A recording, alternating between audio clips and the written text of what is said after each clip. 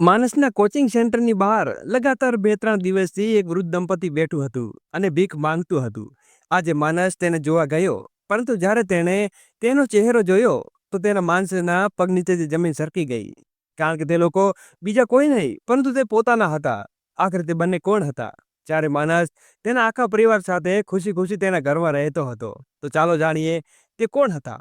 માનસ આજે ઘરે જવા માટે થોડો થઈ ગયો હતો. તેના હાથમાં લેપટોપ અને બેગ લઈને ઝડપથી બહાર નીકળ્યો અને કોચિંગ સેન્ટરનો દરવાજો બંધ કરવા લાગ્યો.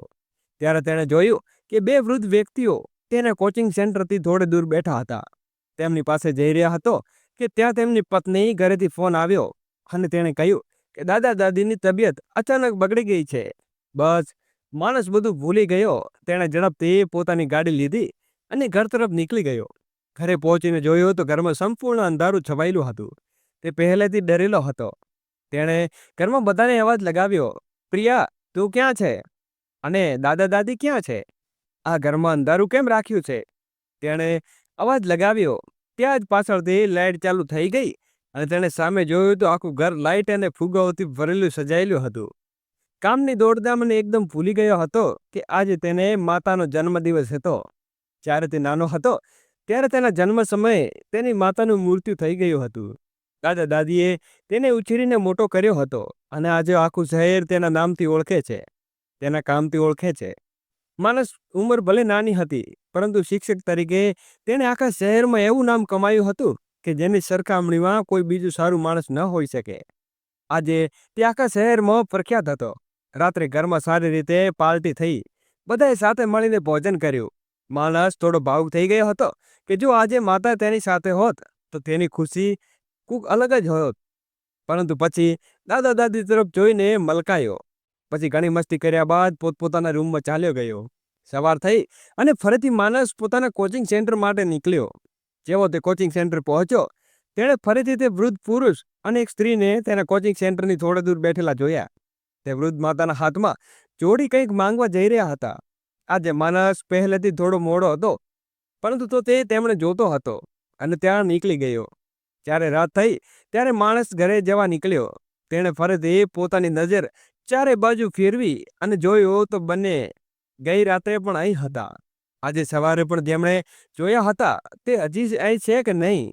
જ્યારે બહાર નીકળ્યો તેણે જોયું કે બંને હજી પણ ત્યાં જ બેઠા હતા.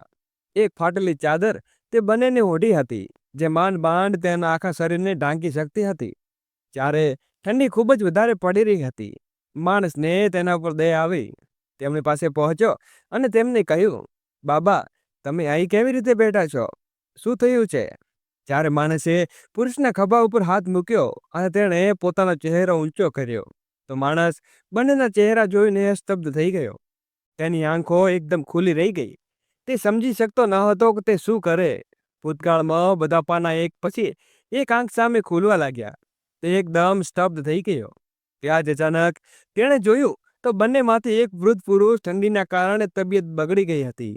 તેણે ઝડપથી તે વૃદ્ધ પુરુષને ઉઠાવ્યો અને પોતાની ગાડીમાં બેસાડીને હોસ્પિટલ લઈ ગયો. ઈધર માણસના ઘરવાળા બધા ચિંતા કરી રહ્યા હતા કે આજે માણસ એટલો મોડો કેવી રીતે થઈ ગયો? આખરે શું વાત છે? જ્યારે માણસની પત્નીએ તેને ફોન કર્યો ત્યારે માણસે કહ્યું તે હોસ્પિટલમાં છે અને એટલું કહેતા તે ફોનની બેટરી પણ ડિસ્ચાર્જ થઈ ગઈ. હવે તો માણસના દાદા દાદી અને તેની પત્ની પ્રિયા ખૂબ જ ગભરાઈ ગયા કે આખરે માણસ હોસ્પિટલમાં કેવી રીતે છે અને કેમ છે? તેને શું થયું છે? તેઓ માણસના કોચિંગ સેન્ટર નજીક હોસ્પિટલમાં પહોંચ્યા. ત્યાં જઈને જોયું. જ્યારે તેમણે ખાતરી કરી તો પડી કે હા, માણસ આ જ હોસ્પિટલમાં છે અને તે એકદમ ઠીક છે. તે બીજી વ્યક્તિને લઈને અહીં આવ્યો છે, જેવી તબિયત ઠંડી લાગવાના કારણે બગડી હતી, પરંતુ હવે તેને આરામ છે. જ્યારે તે મહેમાનજી અને હરણજીના જાનમાં જાન આવી, તેઓ બધા રિલીઝ પર જાણવા રૂમ નંબર પર પહોંચ્યા. તો ત્યાં જઈને જોયું તો માણસ એક બેન્ચ ઉપર બેઠો હતો અને ત્યાં બેડ ઉપર એક બીમાર વ્યક્તિ સૂતેલો હતો. પ્રિયા દોડીને માણસ પાસે ગઈ અને તેને પૂછવા લાગી, માણસ, તું ઠીક તો છે ને? તે ફોન એટલા માટે કાપી નાખ્યો કે હું હોસ્પિટલમાં છું. ખબર છે અમે બધા કેટલા ડરી ગયા હતા. ત્યારે માણસ બોલ્યો, અરે બાબા, મેં ફોન નથી કાપ્યો. ફોનની બેટરી ડિસ્ચાર્જ થઈ ગઈ હતી. એટલે ફોન વચ્ચે બંધ થઈ ગયો હતો અને હું આખી વાત ન કહી શક્યો. ત્યાં જ હેમાજી અને હેમેન્દ્રજી માનસ પાસે પહોંચ્યા. માનસ સાથે વાતચીત કર્યા બાદ જ્યારે માનસે કહ્યું કે તે કોઈ બીજી બીમાર વ્યક્તિને હોસ્પિટલ લઈને આવ્યો હતો, તો ત્યારે હેમાજી અને હેમેન્દ્રની રાહતનો શ્વાસ લીધો અને રાહત થઈ. પરંતુ જેવા હેમેન્દ્ર બાજુમાં બેલ પર સૂતેલા વ્યક્તિનો ચહેરો જોયો તો તે પણ ચોંકી ગયા અને બોલ્યા, માણસ, આ તને ક્યાંથી મળ્યા? મને તું આને નહીં કેમ આવ્યો? શું થયું? બધું ભૂલી ગયો કે આણે ભૂતકાળમાં આપણી સાથે શું કર્યું હતું? ભૂતકાળમાં આપણી સાથે શું થયું હતું? અને એટલું કહેતા તેઓ જૂની યાદોમાં ખોવાઈ ગયા. માનસી, શું થયું છે? સવારે સવારે આટલો બધો અવાજ કેવી રીતે થઈ રહ્યો છે? જરા નીચે જઈને જો તો મમ્મી પપ્પાના રૂમમાંથી ન જાણે કેવા કેવા અવાજો આવી રહ્યા છે. જરા ઘડિયાળમાં જો કેટલો સમય થયો છે. આ બંનેને બુઢાપામાં પણ ચેન નથી. સવાર થઈ નથી કે બસ આની ખટપટ શરૂ થાય છે. તે નથી વિચારતા કે પોતાનો આખો દિવસ કંઈ કરવાનું નથી. ઓછામાં ઓછું પછી તેને ચેનથી સુવા તો દઈ દેવા જોઈએ ને. મનોજ બરબરતા બોલ્યો, હવે તું ઊભી થા. તારું મોઢું શું જોઈ રહી છે? જા નીચે જઈને જો શું થઈ રહ્યું છે. અડધી ઊંઘમાં બરબરતા મનોજે પોતાની પત્ની માનસીની બાજુએ કટવટ બદલત કહ્યું. ત્યારે માનસી બોલી, ઓહો મનોજ, સવારના 6 વાગી રહ્યા છે. તને હજી અડધી રાત દેખાઈ રહી છે? તને મેં કહ્યું હતું ને કે પપ્પાજીની તબિયત થોડી ખરાબ છે, તેમણે લઈને હોસ્પિટલ બતાવી આવજે. પણ ખબર નહીં તું કયું રામધૂનમાં લાગેલો છે. તને તો સમય જ નથી મળતો ને તમને હોસ્પિટલ લઈ જવા શકે. ન જાણે ભગવાને તેમણે કેવી ઓલાદ આપી છે. એક નંબરનો આળસુ છે તું. અરે, તું નથી જઈ શકતો તો મને થોડા પૈસા આપી દે. ઓછામાં ઓછું હું તો તેમને બતાવી લઉં. પણ ના, તને ક્યાં કંઈ દેખાય છે? તું તો બસ પોતાના 2 કામ કરીને એમ વિચારે છે કે આખી દુનિયા જાણે ખાલી કરી બેઠો છે. મમ્મી પપ્પાજી જાણે કે કંઈ કામ જ છે તે નથી કરતો. ન હું કંઈ કામ કરું છું, બસ તારો જ આજ તાણા શરૂ થઈ જાય છે. મેં તને ફાલતુ બોલાવવા માટે નહીં કહ્યું, ઠીક છે ને? તારા લેક્ચર તારી પાસે રાખ અને ખબરદાર જો મારી પાસે ઉલટી જીભ ચલાવી તો હમણાં 2 થપ્પડ પડશે. તારી બધી અક્કલ ઠેકાણે આવી જશે. વધારે ચંદ્ર ઉપર ચડાવવાની જરૂર નથી. સમજી ગયો તું? માનસીએ ડાળતા મનોજે કહ્યું. માનસી ત્યાંથી ઉઠીને નીચે આવી જોયું તો તેના સસરાજીની તબિયત થોડે વધારે ખરાબ થઈ ગઈ હતી. તેમને લગાતાર ઉલટી થઈ રહી હતી અને તેની સાસ તેની પીઠ સહેલાવી રહી હતી. માનસી જ્યારે તેના રૂમમાં પહોંચી તો તેણે કહ્યું, શું પપ્પા, તમને હજુ પણ આરામ નથી મળ્યો? ત્યારે માનસીની સાસુ હેમાજી બોલ્યા, બેટા, તું તો જાણે છે ને 2 દિવસથી મનુજે કહ્યું છે કે આને લઈને દવા લાવી દે. જૂની દવાઓ રાખેલી હતી, જે ઉધરસનું સિરપ હતું, તે હું આપી દીધું, પણ તેનાથી આને કંઈ આરામ નથી રહ્યો. ખબર નહીં આ વખતે એની ઉધરસ થઈ છે કે ઠીક થવાનું નથી, નામ જ નથી લેતી. અમ્મા, મમ્મી, કશું વાંધો નહીં, તમે પરેશાન ન થાવ. હું જોઉં છું શું કરી શકું. એટલું કહીને માનસી ત્યાં મનોજ પાસે પહોંચી. મનોજ, મને થોડા પૈસા આપી દે. પિતાજીની તબિયત થોડી વધુ ખરાબ છે અને હું તેમને હોસ્પિટલ લઈ જાઉં. દોસ્તો, આગળ વિડીયો શરૂ કરીએ એની પહેલાં વિડીયોને લાઇક કરી અને ચેનલને સબસ્ક્રાઈબ કરી દેજો અને વિડીયોને છેલ્લે સુધી નિહાળવા વિનંતી છે, કારણ કે તારાથી કંઈ થવાનું નથી. એટલું કહેતા જ માનસીએ મનોજના ખિસ્સામાંથી થોડા પૈસા કાઢ્યા અને પોતાના સાસને લઈને ઓટોમાં બેસાડી હોસ્પિટલમાં લઈ ગઈ. હોસ્પિટલમાં જઈને ડૉક્ટરે રણજી ચેકઅપ શરૂ કર્યું અને ચેકઅપ પછી ડૉક્ટરે જણાવ્યું કે તેમના ફેફસામાં ઇન્ફેક્શન થયું હતું, જેના કારણે તેમને આટલી બધી તકલીફ થઈ રહી હતી. જો તેઓ 1 મહિના સુધી ડૉક્ટર જણાવેલી દવા ખાશે તો બિલકુલ ઠીક થઈ જશે. ગભરાવાની કોઈ ખાસ વાત નથી. આ તો સારું થયું કે તમને સમયસર વાત ઉપર ધ્યાન આપી દીધું, નહીં તો બીમારી ખતરનાક થઈ શકતી હતી. એટલું કહીને ડૉક્ટર હિરેન્દ્ર દવાઈ આપી અને તેઓ 3 જણા અહીંથી હોસ્પિટલમાંથી ઘરે પાછા આવી ગયા. ઘરે પહોંચ્યા માનસી ઘરે પહોંચી તો ઘરે આવીને જોયું તો મનોજ ગુસ્સામાં આખું ઘરનું સામાન વેરવિખેર કરી નાખ્યું હતું. માનસી ઘરે આવતા મનોજે ન જોયું કે ન તાવ અને ન માનસીના ગાલ ઉપર થપ્પડ મારવાનું શરૂ કરી દીધું. હિરેન્દ્રજી અને હેમાજીએ તેને રોકવાની કોશિશ કરી તો તેણે બંનેને પણ ધક્કો મારી દીધો હતો. આ પહેલીવાર નહોતું કે મનોજે માનસીને પર હાથ ઉપાડ્યો હતો. કહેવા માટે તો દુનિયા કહે છે કે વહુની નકામી હોય છે, પણ અહીં તો બધું ઉલટું હતું. હિરેન્દ્રજી એક દીકરો હતો તે પણ બિલકુલ નકામો. જેમ તેમ કરીને તે કામ કરી જતો હતો. એકલો તો હોવાના કારણે તે હંમેશા પોતાના મનનું કરતો ને ન ક્યારેય કંઈ ભણવામાં કે લખવામાં ધ્યાન આપતો. ખાસ આપ્યું ન હતું. ન જાણે પોતાના જીવનમાં કોઈ લક્ષ્ય બનાવ્યું હતું કે મારે આ કરવું છે કે તે કરવું છે. બસ સમય કાઢી રહ્યો હતો. ધીમે ધીમે જેમ જેમ તેઓ મોટો થઈ ગયો તેની આદતો સુધારો થવાને બદલે વધુને વધુ આળસ અને બદતમીજ થઈ ગયો. હિરેન્દ્રજી અને હેમાજી તેને ઘણું સમજાવતા અને પ્યારથી પણ તેને દાટી કહેતા, પણ તેની સમજ કંઈક આવતું નહીં અને તેનું પરિણામ આજે બધાની સામે હતું. દોસ્તો, આગળ વિડીયો શરૂ કરીએ એની પહેલાં અમારી નાનકડી ચેનલને સબસ્ક્રાઈબ કરવા એકવાર વિનંતી કરીએ છીએ. જો વિડીયોને લાઈક કરી અને વિડીયોને અંત સુધી જરૂરથી નિહાળજો. હેમંતજી ખૂબ પછતાવા શા માટે તેને લગ્ન માનસી સાથે જેવી સંસ્કારી છોકરી સાથે કર્યા. બિચારોને જીવન આની ચક્કરમાં બગડી ગયું. પણ હેમાની માનસીને ક્યારેય પોતાના દીકરીથી ઓછી નથી સમજી અને તે માનસી પણ પોતાના સાસુ સસરાને માતા પિતાના દરજ્જો આપ્યો. માનસીને આ વખતે હિરેન્દ્રજીની દવાઓ પૂરું ધ્યાન રાખ્યું અને લગભગ 1.5 મહિના દવા ખાધા પછી તેઓ સંપૂર્ણ સ્વસ્થ થઈ ગયા. બધું એમ જ ચાલતું હતું. ક્યારેક માનસીને કોઈ તકલીફ થાય તો હેમાજી અને હિરેન્દ્રજી કહીને પોતાના મનને બહુ હળવો કરી લેતી અને જો તે બંનેમાંથી કોઈ પરેશાન હોય તો માનસી કહીને પોતાના મનનો બોજ હળવી કરી લેતા. ત્રણેયને બસ એકબીજાનો સહારો હતો. હેમાજી અને હિરેન્દ્રજી ભગવાનની સામે હંમેશા હાથ જોડતા કે ભગવાને તેમણે આટલી સારી વહુ આપી. હેમા તો હંમેશા એ જ કહેતા કે ન થાકતા કે ચોક્કસ આપણે પાછલા જન્મમાં કોઈ સારા કામ કર્યા હશે જેનાથી આટલી પ્યારી વહુ મળી. પોતાના દીકરાની પોતાને કોઈ આશા ન હતી, પણ સમય પળે પળે વધતો જતો હતો. મનોજના લગ્ન 2 વર્ષ થયા આવ્યા હતા, પણ તેના ઘરમાં કોઈ નાનું બાળક ન હતું. એક દિવસ માનસી ઘરનું કામ કરી રહી હતી કે અચાનક તેને ચક્કર આવવા લાગ્યા અને તે બેહોશ થઈને પડી ગઈ. જ્યારે તેને હોસ્પિટલ લઈ જવામાં આવી અને ડૉક્ટર પાસે અમે વાત થઈ તો ખબર પડી કે તેમને માતા બનવાની છે. બસ પછી શું, હેમાજી અને હિરેન્દ્રજીના પગ તો જાણે જમીન ઉપર ટકતા જ ન હતા. તેઓ બંને ખુશીથી ફૂલી જ ન હતા સમાતા. આખરે આટલી મોટી ખુશખબરી જોઈને હતી એક નાકનું પ્યારું નવું મહેમાન આવવાનું હતું.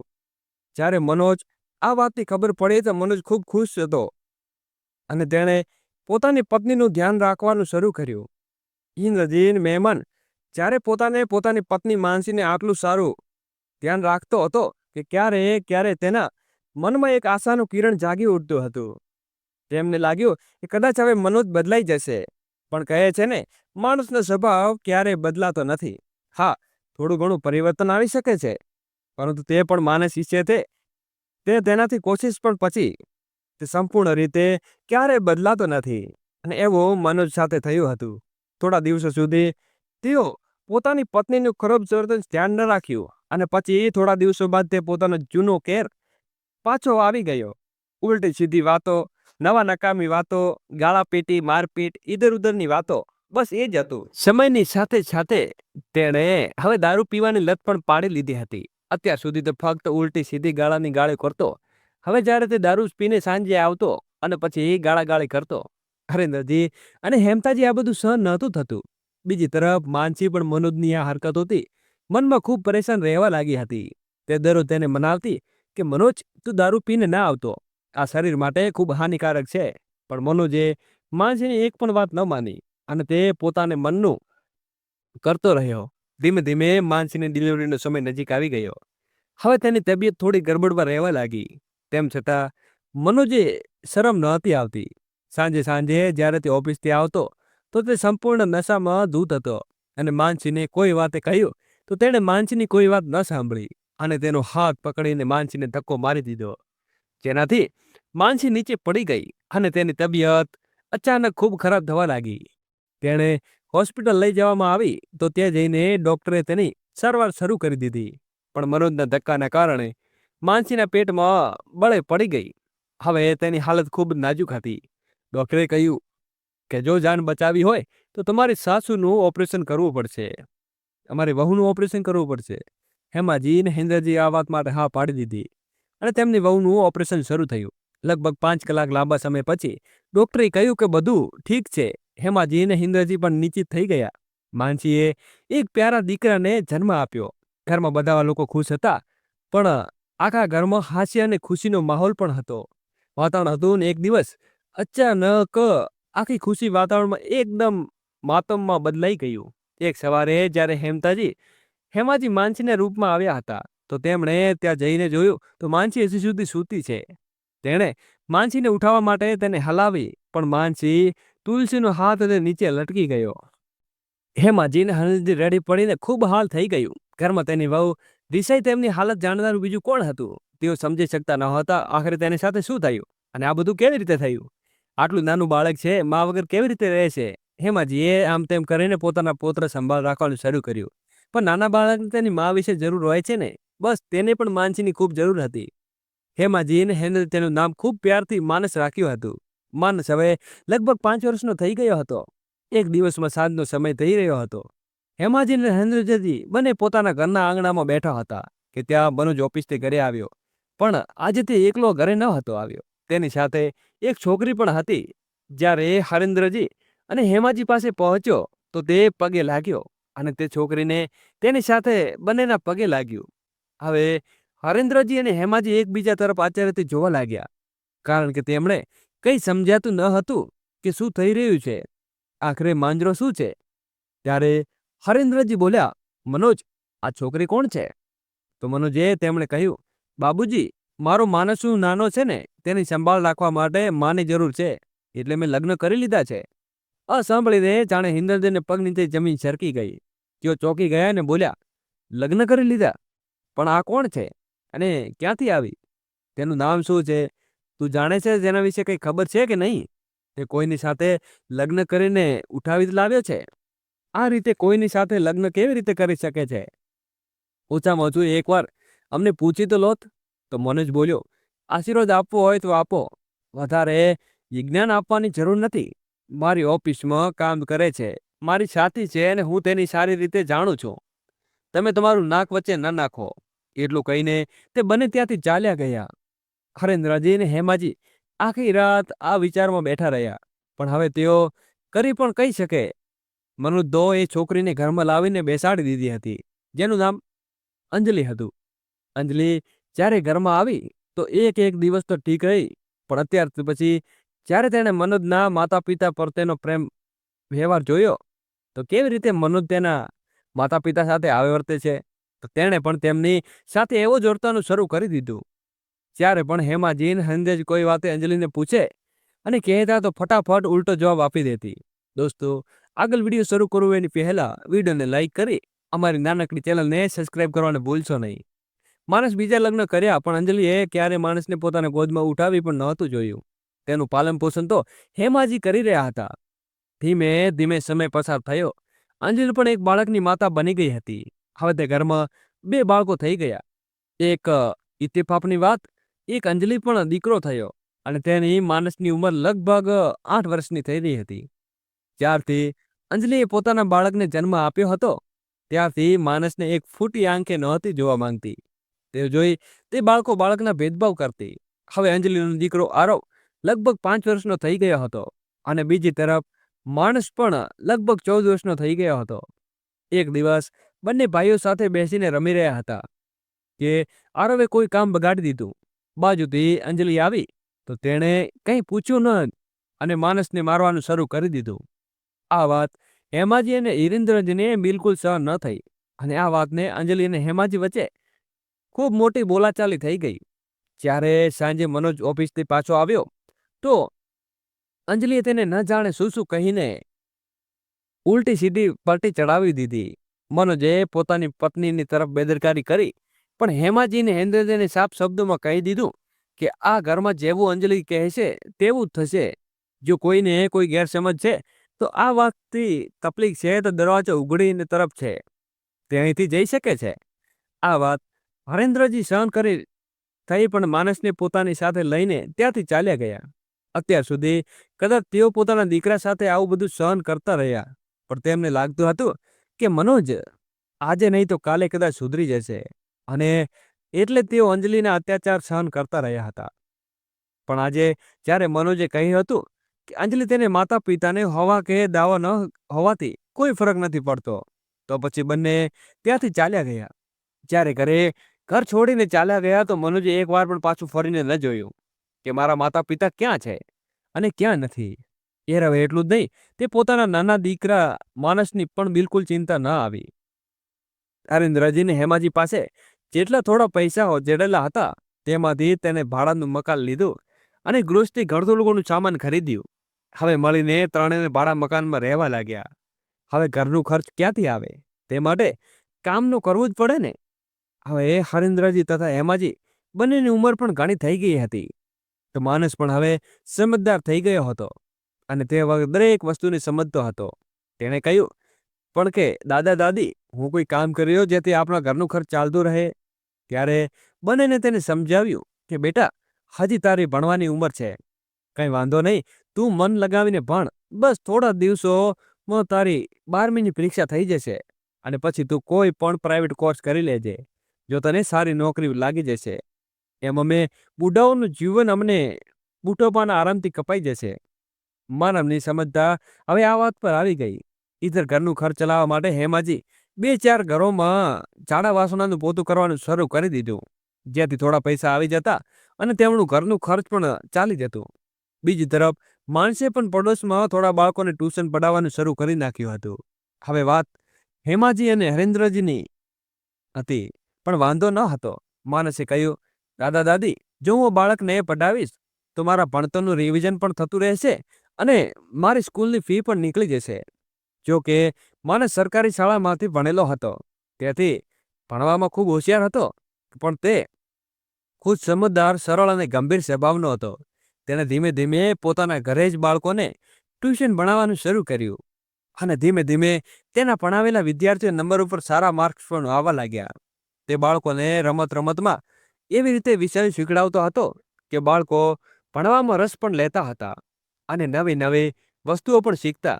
પણ તેનું પરિણામ એ આવ્યું કે ધીમે ધીમે બાજુબાજુમાં વિસ્તારોમાં આ કામ માટે પ્રખ્યાત થવા લાગ્યો હતો. તેની પાસે બાળકોની ભીડ ધીમે ધીમે વધવા લાગી હતી. હવે તો માનસે 12મીની પરીક્ષા પાસ થઈ રહેતી હતી. તેણે 10મા ધોરણ સુધી બાળકોને ટ્યુશન ભણાવવાનું શરૂ કર્યું અને પછી જેવી તેની ગ્રેજ્યુએશન થઈ ગયું, તેણે 12મા ધોરણ સુધી બાળકોને પણ ભણાવવાનું શરૂ કરી નાખ્યું હતું. હવે ધીમે ધીમે તેની મહેનત રંગ લાવી અને આખા શહેરમાં ધીમે ધીમે તેનું નામ થવા લાગ્યું. પછી તેના દાદા દાદી સહયોગથી તેને એક નાનું કોચિંગ સેન્ટર પણ ખોલ્યું અને તે કોચિંગ સેન્ટર એકદમ સારી રીતે ચાલવા લાગ્યું. તે દિવસે બમણી અને રાત ચળવળી તરફથી તરક્કી કરવા લાગ્યો અને માનસ જોતજોતામાં શહેરમાં એક સારા રસ્તે પહોંચી ગયો હતો. તેની ઘરના જાણીને શિક્ષકો થવા લાગી હતી. જ્યારે તેણે પોતાનું કોચિંગ સેન્ટર શરૂ કર્યું ત્યારે તે એકલો શિક્ષક હતો, પણ ધીમે ધીમે તેણે પોતાના જેવા 2-4 પણ પોતાની સાથે રાખવા માંડ્યો હતો. તેનું નાનું કોચિંગ સેન્ટર એક મોટા કોચિંગ સેન્ટર હબમાં બદલાઈ ગયું હતું. તે માણસને પોતાને પણ ખબર ન હતી કે કાલ સુધી જેમની પાસે 2 વખતનું ખાવાનું પણ ન હતું અને આજે તે આટલા મોટો કોચિંગ સેન્ટરનો માલિક હતો. તે કોચિંગ સેન્ટરમાં બાળકોને એડમિશન માટે ભીડ લાગતી હતી. કેટલી વાર તો રજિસ્ટ્રેશન પણ ઘણું અગાઉથી શરૂ કરાવવું પડતું હતું, જેથી બાળકોને પછી સુવિધા થાય અને અસુવિધાનો સામનો ન કરવો પડે.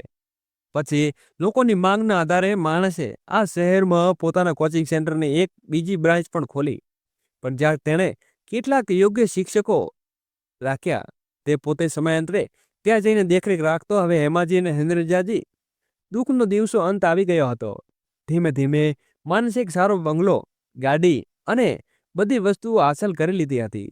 પછી હેમાજી અને હરેન્દ્રજી એક સારી છોકરી જોઈને તેના લગ્ન પણ કરાવી દીધા હતા અને છોકરી તેની નામ પ્રિયા હતું. પ્રિયા ખૂબ સૂઝબૂછવાળી છોકરી હતી.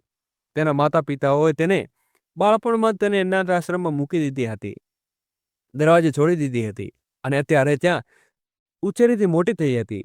એટલે જે જાણતી હતી કે તેના માતા પિતા કિંમત શું હોય છે, કારણ કે તેને બાળપણથી જ માતા પિતાનો પ્યાર મળ્યો ન હતો. હવે તો તેને ચારે લોકો ખૂબ પોતાને ખુશીથી રહેતા હતા. ઘરમાં હંમેશા હાસ્ય અને ખુશીનું વાતાવરણ રહેતું, કોઈ વસ્તુની કમી ન રહેતી. અને આજે માણસની માતાનો જન્મદિવસ હતો, તેથી માણસે તેમને ક્યારેય જોયા પણ ન હતા, કારણ કે તેમને જન્મ પછી તેને ગુજરી ગયા હતા. આજે જ માણસે પોતાના કોચિંગ સેન્ટરની બહાર તેમણે જોયા હતા કે હરેન્દ્રજીને ખભો પકડીને જંજોળ માણસમાં બોલ્યા, દાદાજી તમે ક્યાં ખોવાઈ ગયા? ઘણી વારથી હું તમને અવાજ લગાવી રહ્યો છું ને, તમે ઊંડી સોચમાં પડ્યા છો. ત્યારે હરેન્દ્રજી માણસને કહ્યું, શું નથી જાણતો બેટા, હું કોઈ સોચમાં પડ્યો છું. આ માણસ જે અહીં સૂતો છે તેણે ક્યારેય મારી સાથે કંઈ સારું નથી કર્યું અને બાકીની કસર તેની નાલાયક પત્નીએ પૂરી કરી દીધી હતી. હું કંઈ જ ભૂલ્યો નથી અને અમારા ખ્યાલથી તું પણ એટલો નાનો ન હતો કે તને યાદ ન હોય. આ બોલોને આપણી સાથે શું કર્યું હતું? કોઈ વાંધો નહીં દાદાજી, ઇનોને આપણા બધા સાથે જેવું કર્યું ભગવાને તેમની સાથે પણ કર્મોની સજા આપી દીધી છે. હવે જો આને જોયા પછી પણ હું અહીં નહીં આવતો એના માટે અમારો શું ફરક રહી જાત? તમે કહો. બાજુમાં પ્રીમા કંઈ સમજી શકતી ન હતી આગળ શું વાત છે. ત્યાં મનોજે હોશ આવવા લાગ્યો અને જેવા તેણે પોતાની સામે હેમા અને હરેન્દ્રજી ઉભેલા જોયા તો તેમની આગળ હાથ જોડીને ગીગવા લાગ્યો અને બોલ્યો, પિતાજી મને માફ કરી દો, મેં તમારી સાથે જે કર્યું તેમાં મને ખૂબ પશ્ચાતાપ છે. પણ હરેન્દ્રજીએ એક પણ વાત ન સાંભળી અને તેને ત્યાં છોડીને ત્યાંથી બહાર નીકળી ગયા. જતા જતા માણસે બોલી ગયા, માણસ ઘણું બધું થઈ ગયું સમાજ સેવા, ઝડપથી હોસ્પિટલમાં પૈસા જમા કરાવ અને આને ખર્ચા માટે થોડા પૈસા આપીને બહાર આવી જા. ઘરે ચાલ, હું બહાર ગાડીમાં તારી રાહ જોઈ રહ્યો છું. જેવું મનોજે હરેન્દ્રના મોઢેથી સાંભળ્યું તો છોકરોએ તેને કોચિંગ સેન્ટરની બહાર મળ્યો હતો તે કોઈ બીજું નહીં પણ તેમને પોતાનો સગો દીકરો હતો. માણસ હતો તેની આંખોમાંથી આંસુ વહેવા લાગી. બાજુના ખૂણામાં બેઠેલી અંજલિ બધું ચૂપચાપ સાંભળી રહી હતી. દોસ્તો, આગળ વિડીયો શરૂ કરીએ એની પહેલાં વિડીયોને લાઇક કરી અમારી નાનકડી ચેનલને સબસ્ક્રાઈબ કરવાનું ભૂલશો નહીં. જેવી માણસ ત્યાંથી જવા લાગ્યો તો મનોજે તેને હાથ પકડીને રોક્યો અને બોલ્યો, માણસ બેટા, મારાથી ભૂલ થઈ ગઈ, મને માફ કરી દે. અને ભૂલ તો માણસ પાસે થાય છે ને. મેં તારી સાથે જે કર્યું તેના માટે મેં ખૂબ ખૂબ ખરાબ દિવસો કાપ્યા છે. મને આવી રીતે એકલો બુઢાપાને છોડીને ન જા બેટા. હવે માણસ શું કરે કંઈ સમજાતું ન હતું. તે શું કરે તેણે હંજી ખૂબ પ્યારથી સમજાવ્યા પણ હરેન્દ્રજી એક વાત પણ સાંભળવા તૈયાર ન હતા. ઘણી લાંબી ચોખ્ખી ચર્ચા પછી હરેન્દ્રજી મનો અંજલિને એક શરતે ઘરે જવા માટે રાજી થયા કે જ્યાં સુધી તેઓ સાજા ન થાય ત્યાં સુધી અમારી સાથે અમારા ઘરે રહી શકે છે અને પછી તમે તેની મદદ તો કરીશું પણ અમારી પાસે નહીં રહી શકે. આ વાતમાં માણસે પણ સંપત્તિ દર્શાવી અને અંજલિ તથા મનોજ લઈને તેઓ ઘરે પહોંચી ગયા. ઘરે જઈને પ્રિયાએ તેને બંનેનું ખૂબ સારું ધ્યાન રાખ્યું અને ઝડપથી મનોજ પ્રિયાને સંભાળતી સ્વસ્થ થઈ ગયો. એક દિવસ પ્રિયા અંજલિને પર બેઠી, માં, જો તમને ખરાબ ન લાગે તો હું તમને એક વાત પૂછું. જ્યારે દાદાજી અમે માણસને ઘર છોડીને ગયા હતા તો તમે માણસને અહીં કોચિંગ સેન્ટરની બહાર કેવી રીતે મળ્યા? તમારી પાસે શું થયું હતું? ત્યારે અંજલિએ તેની બધી વાત કહી કે જેવા હરેન્દ્રજી અને હેમાજી માણસને ત્યાં લઈ ગયા હતા તે પછીની અમારા ઘરનો ટોકનારું કોણ નયું ન હતું અને મારી પાસે સહેલીઓથી ફુરસત ન હતી. મળતી ધીમે ધીમે મારો નાનો દીકરો આરો દિવસે ને દિવસે બગડતો ગયો. પણ ન તો મનોજે કોઈ વસ્તુની પરવા હતી કે ન અંજલિને કોઈ વાતની ચિંતા ન હતી અને તેનું પરિણામ એ થયું આરો સંપૂર્ણ રીતે બગડી ગયો હતો. તે મનોજની જેમ નશામાં આવી ગયો હતો. ધીમે ધીમે જ્યારે તેની પાસે પૈસા ન મળતા તો ઘરમાં રાખેલા પૈસા ચોરી કરીને લઈ જતો અને જ્યારે ઘરમાં પૈસા રાખવાનું બંધ કર્યું તો તેણે ઘરનું સામાન વેચવાનું શરૂ કરી દીધું અને પછી પોતાની જ કોલેજની એક બગડેલી છોકરી સાથે લગ્ન કરી અને ઘરે આવ્યો. તે છોકરી ન તો કોઈ કામ કરતી ન ધંધો, બસ દિવસ રાત પોતાના મિત્ર સાથે ઇધર પાર્ટીમાં કરતી રહેતી. એટલું તો જોવામાં આવે પણ તે તો ધીમે ધીમે પોતાના મિત્રને ઘરે બોલાવવા લાગ્યો હતો. મિત્રોમાં છોકરીઓ હોય તો પણ જોવામાં આવે પણ બધા મિત્રો તો છોકરા જ હતા અને તેમની સાથે બેસીને દારૂની પાર્ટીઓ કરતી રહેતી. આ અમારાથી સહન ન થતું. અમે તેની માતાને ફોન કરીને તેની બધી વાત કહી દીધી પણ તેની માતા ઉલટું અમારી સાથે ઝઘડવા લાગી ગઈ. જ્યારે આરવ સાથે આ વિશે વાત કરી તો તેણે કહી દીધું કે મારી પત્ની છે, જેમ મન થાય તેમ કરી રહે છે, તમે લોકો તેને ટોકશો નહીં તો સારું. એક દિવસ મનોજે ખૂબ દારૂ પીધો હતો અને આરવ અને તેની પત્ની મળીને ન જાણે ક્યારેય ઘરમાં કાગળો ઉપર મનોજની સહી કરાવી દીધી અને બસ તે પછી તેમની બદતમીજી દિવસો વધવા લાગી હતી. એક દિવસ એવો આવ્યો કે તેમણે આના ધક્કા મારીને ઘરમાંથી બહાર કાઢી દીધો. ઘણા દિવસો સુધી ભટક્યા પછી અમે જેમ જેમ અહીં પહોંચ્યા છીએ કે ક્યારે કોઈ પાસે ભીખ માંગીને એક વખતનું ખાવા પણ ખાઈ લેતા તો ક્યારેક કોઈ પાસે ખાવાનું માંગીને પેટ ભરી લેતા. એટલું કહેતા કહેતા અંજલિ ફૂટી ફૂટીને રડવા લાગી. પ્રિયાએ તેને તેમ તેમ કરીને શાંત કરી. બહાર ઉભેલા હેમાંજી અને હરણજદી તેની પાસે બધી વાતો સાંભળી હતી. સાથે જ્યારે માણસ ઓફિસે આવ્યો તો પ્રિયાએ તેને કહ્યું, વાત કરી. બીજા દિવસે સવારે પણ લોકો ડાઇનિંગ ટેબલ ઉપર બેસીને નાસ્તો કરી રહ્યા હતા કે ત્યાં હરેન્દ્રજી કહ્યું, બેટા, માણસ તારા મહેમાન હવે સાજા થઈ ગયા છે અને સારું થશે કે તેઓ પોતાના ઘરે પાછા જઈ શકે છે. અમારા ઘરમાં જેણે લોકો માટે કોઈ જગ્યા નથી. માણસ કંઈ બોલે તે પહેલા જ મનોજ અને અંજલિ હરેન્દ્રને પગે પડીને હાથ જોડીને માફી માંગવા લાગ્યા. પણ હરેન્દ્રજી તેમને બિલકુલ માફ ન કર્યા અને માણસે કહ્યું, માણસ, એવા દીકરાને એની સાથે જે કર્યું તેમાં આપણે તેની શું મદદ કરી શકીએ? જો શક્ય હોય તો તેનું ઘર પાછું અપાવી દે. પછી જેમ રહે તેમ તેની સાથે મરજી છે. આપણી કોઈ હંમેશાની જવાબદારીઓ નથી. જ્યારે એણે આપણી જવાબદારી ક્યારેય સમજી નથી તો આપણે આપણી જવાબદારી કેમ ભૂલવું જોઈએ? કોઈ વસ્તુની આશા શા માટે રાખે છે? અમે એના દુઃખને કોઈ તકલીફ સમજીએ છીએ. પોતાના 21 વર્ષના દીકરા ન થયો તે પોતાના બુઢા બાપના ન થયો તે કોનો થશે? એટલું કહેતા ઇન્દ્રજીત મનોજને ત્યાંથી જવા માટે કહી દીધું. દુઃખી મનથી મનોજ અને અંજલિ પણ ત્યાંથી જવા લાગ્યા કે ત્યાં જ પ્રિયાએ ઇન્દ્રજીતને કહ્યું, દાદાજી, હું માનું છું કે મમ્મી પપ્પાની ભૂલ થઈ છે અને નાની મોટી નહીં, ખૂબ મોટી ભૂલ થઈ છે. પણ તેમને આ વાતનો પશ્ચાતાપ પણ છે ને. કેટલા દિવસોથી તેઓ અમારી પાસે માફી માંગી રહ્યા છે અને દાદાજીને બાળકો ગમે તેટલી ભૂલ કરે પણ માતા પિતાની ફરજ હોય છે કે તેમને માફ કરવું. ઠીક છે, તમે આને તમારા દીકરા વહુનો સંબંધ નહીં પણ તમારા માતા પિતાના સંબંધથી અહીં રહેવા દઈએ છીએ અને રહી શકો છો ને.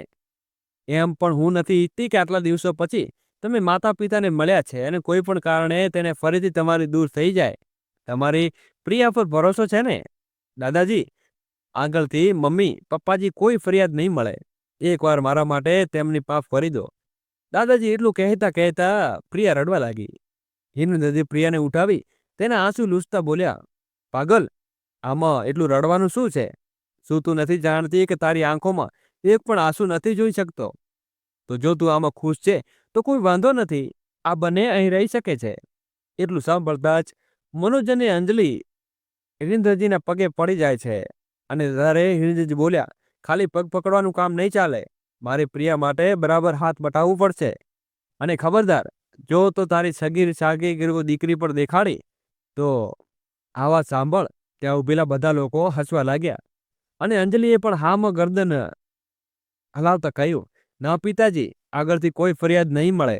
હવે માણસનો આખો પરિવાર તેની સાથે ખુશી ખુશીથી પોતાના ઘરમાં રહેવા લાગ્યો હતો અને જે દીકરો ખાતર દીકરાને સાવકો કહીને તેને ઘરમાંથી બહાર કાઢ્યો હતો તે કોઈ કસર નહોતી છોડી. તેના બુઢાપાએ તે દીકરા તેને સહારો બનીને બંનેને પોતાની પાસે રાખ્યા હતા. તો મિત્રો, આ હતી આપણી આજની કહાની. આજની કહાની તમને કેવી લાગી અમને કોમેન્ટ બોક્સમાં જરૂરથી જણાવી દેજો. અને જો વિડીયો સારો લાગ્યો હોય તો વિડીયોને લાઈક કરી અને શેર કરજો.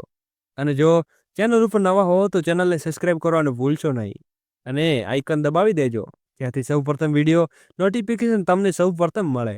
તો દોસ્તો, આજ બસ આટલું. હવે ફરી મળીશું નવા વિડીયો સાથે, એક નહાની કહાની સાથે. તો ફરી મળીશું. Bye bye. જય શ્રી કૃષ્ણ. રાધે રાધે.